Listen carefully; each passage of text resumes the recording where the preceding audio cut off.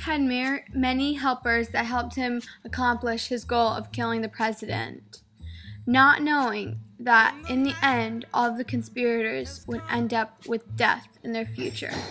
And the land is dark, and the moon is the only light we'll see.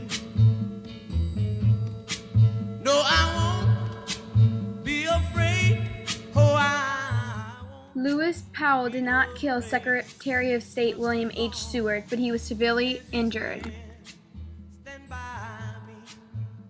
So darling, darling, stand by me. Oh, stand by me. Oh, stand.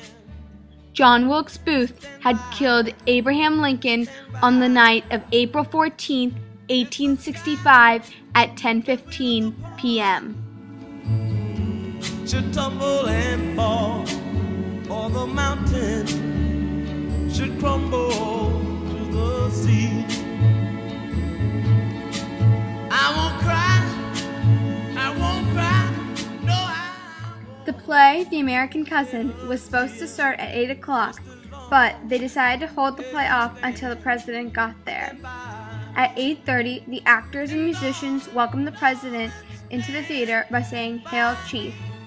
Booth entered the theater for the first time through his plan on that night of April 14, 1865. Booth really discussed his plan out step by step. When Booth got to the theater at 9:05, he realized that he was early, and instead of just hanging around, he decided that he would go to the bar. After Booth's few drinks at 10 o'clock, he re-entered the theater to start his plan to assassinate the president. Before John Wilkes Booth was supposed to shoot the president, there were 3 scenes before the end of the play. So Booth made his way up to the president's box where there was no guards, no one watching the president's box. So he opened the door and locked himself in at 10:13 p.m. Then he took out his gun, and he only had one shot. At 10:15, he had shot the president. Stand by me. Whenever you're in trouble, won't you stand by me? Oh, stand by me. Won't you stand now? Oh, stand by me. When all of you This is when the 12-day manhunt would begin, where they would look for John Wilkes Booth.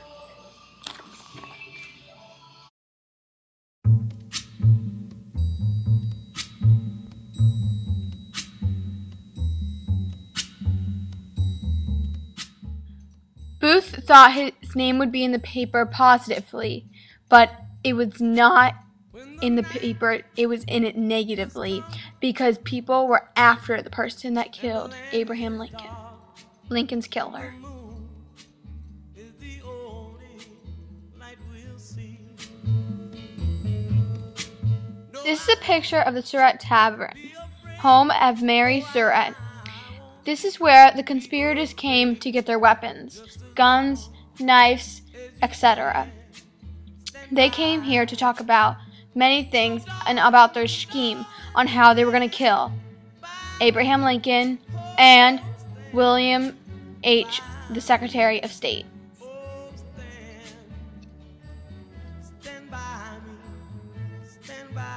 This is a picture of the Mudd Farm, home of Samuel A. Mudd and his family. This is where John Wilkes Booth and David Harold had to make an unexpected stop because John Wilkes Booth's leg had been bothering him after he jumped out of the president's box after he killed the president and landed on the stage weirdly. So he asked Dr. Mudd if he would check out his leg. He found out that he had a broken leg, and so he had to be on crutches. Dr. Mudd let them stay the night, but Dr. Mudd didn't know that John Wilkes Booth had previously killed the president.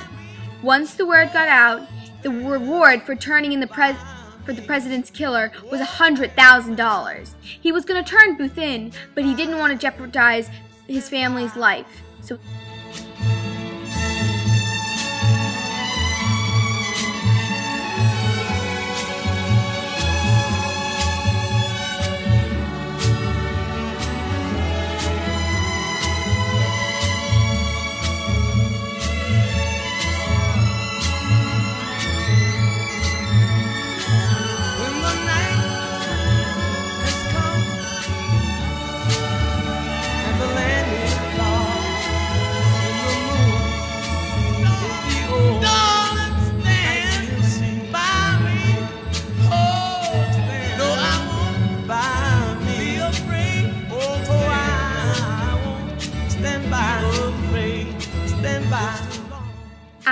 stopping at Dent's Meadow, they also made a stop at the Huggs farm, owner John J. Huggs.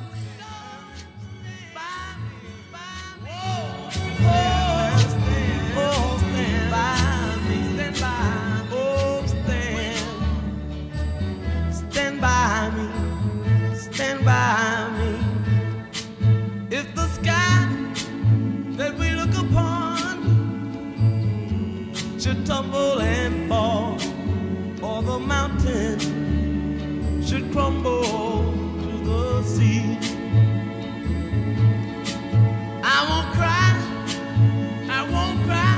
no I won't. After John Wilkes Booth was killed, all the conspirators were hung or killed. Stand by me. And darling, stand by me. Oh, stand by me. Oh, stand now.